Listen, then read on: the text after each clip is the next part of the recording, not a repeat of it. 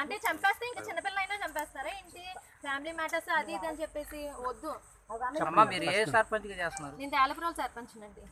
ఈ రోజు ఏం జరిగింది? మీ పేరమ్మా? నా పేరు హరిణి కుమారి. ఏంటమ్మా ప్రాబ్లం? ఏం లేదండి, ఇప్పుడు నా మీద ఏంటంటే ఈ రోజు నువ్వేం చేస్తున్నావు? నా ఒక నిమిషం వాట్సాప్ పెట్టుకుందాం. చెప్పండి అమ్మా.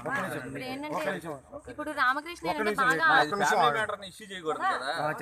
బాగా రామకృష్ణ వద్దు అసలు పెద్దమ్మ, ఇంకా వద్దు పెద్దమ్మ, వదిలేసి ఇంకా వదిలేసి ఇంకా లేదన్నా ఇంకా అసలు లేదు పెద్దమ్మ.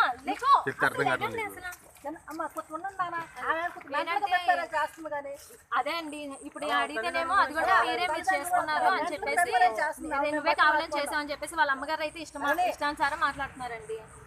ఏంటి నీకు నా ప్రాపర్టీ వచ్చేసరికి నేనే ఇప్పుడు రాయమనలేదు. ఏంటంటే ఇప్పుడు ఇలా జరిగింది, రామకృష్ణ ఏంటంటే ప్రాపర్టీ మొత్తం నీకు రాసేస్తాను అని ఇప్పటి వరకు ఇంట్లో పంపించేశారండి, రానివ్వకుండా చేశారు. ఇప్పుడు నేను వచ్చాను స్టేషన్కి, నాకైతే ఇక్కడ న్యాయం అయితే జరిగేటట్టు ఏం కనిపించట్లేదండి. అందుకే ఫిర్యాదు లాస్ట్ టైం చేశానండి. నాకేంటంటే శ్రీధర్ గారు రామగారు ఫ్రెండ్స్, నాకైతే న్యాయం జరిగేటట్టు అయితే కనిపించట్లేదు. అందుకే మీ సమక్షం సిఐ గారు నాకేంటంటే ఇక్కడ న్యాయం జరిగేటట్టు అయితే అనిపించట్లేదు. మీ సమక్షంలో నేను కంప్లైంట్ పెడదామని చెప్పేసి మిమ్మల్ని ఎందుకేంటండి బాగా రామకృష్ణకి అయితే అనుమానం పిశాచండి, బాగా ప్రతిదానికి అనుమానం. ఎలా అంటే ఇప్పుడు నేను మొన్న కమిషనర్ దగ్గరికి వెళ్ళానండి, నాకు కాల్ లిస్ట్ అనేది నా పర్మిషన్ లేకుండా తీయకూడదు, నాకు కాల్ లిస్ట్ తీస్తున్నారు, అది మొత్తం నేను ఇక్కడ ఇచ్చాను. ఇప్పటివరకు అది ఓపెన్ అయితే చేయలేదు, శ్రీధర్ గారికి ఇక్కడికే వచ్చింది.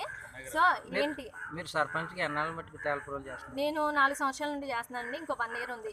ఇప్పుడు ఏంటంటే ఇంకో 1 yearలో నన్ను డిజిగ్నేషన్ అయిపోయాక నన్ను ఏదో విధంగా చంపించేద్దాం అనేసి వీళ్ళ ప్లాన్స్ అన్నమాట.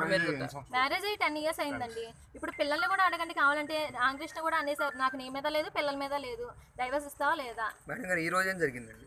ఈ రోజా అండి నేను గుడికి వెళ్ళానండి, ఇంకా దర్శనం కూడా అవ్వలేదు.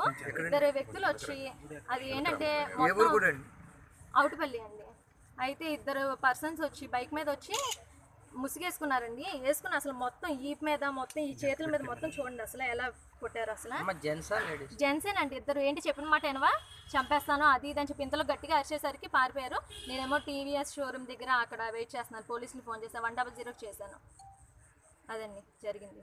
ఇప్పుడు మీరు ఫిర్యాదు